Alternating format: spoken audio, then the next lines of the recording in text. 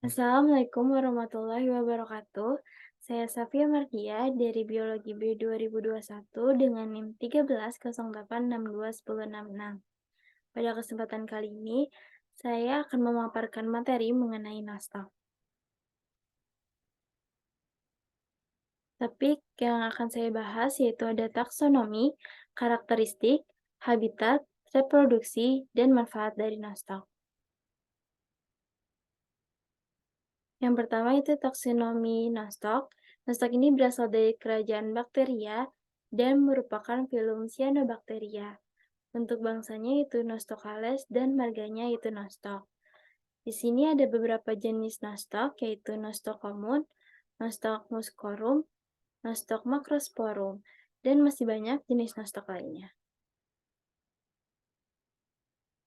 Selanjutnya itu karakteristik dari nostoc. Karakteristik yang pertama yaitu berbentuk filamen. Nostoc ini memiliki bentuk seperti filamen dan tidak bercabang.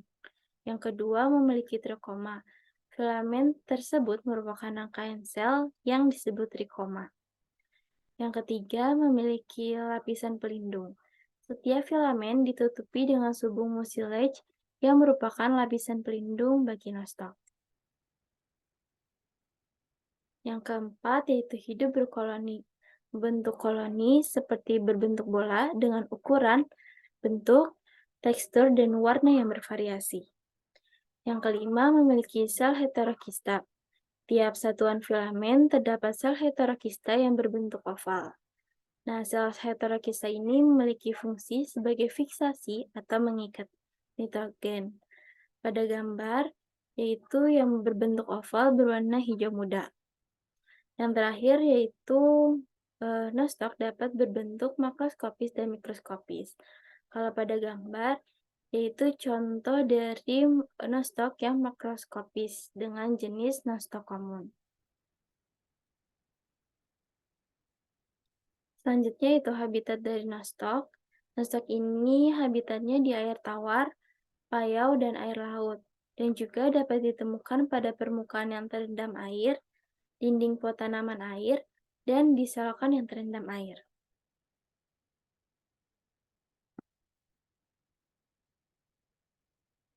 Selanjutnya itu reproduksi dari nostoc.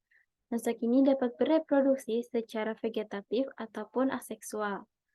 Untuk secara vegetatif yaitu ada pembelahan sel. Sel membelah menjadi dua sehingga membentuk sel yang tunggal.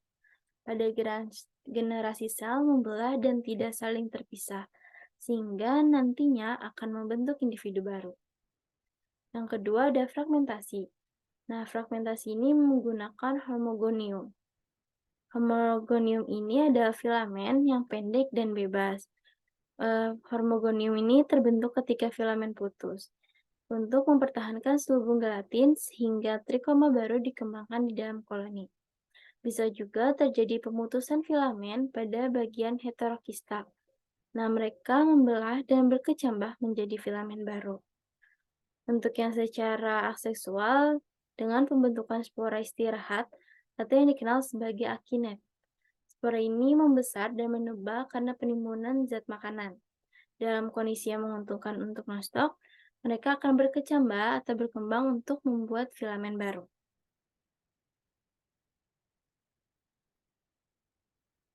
Yang terakhir yaitu manfaat dari nostoc.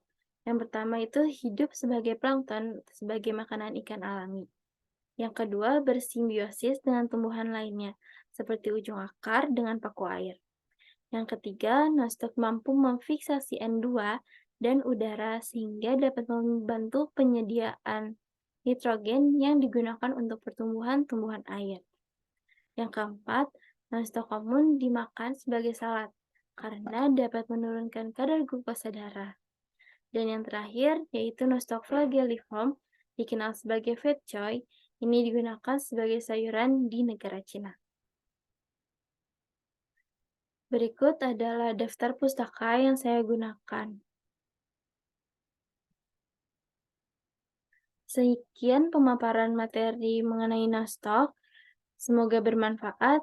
Wassalamualaikum warahmatullahi wabarakatuh.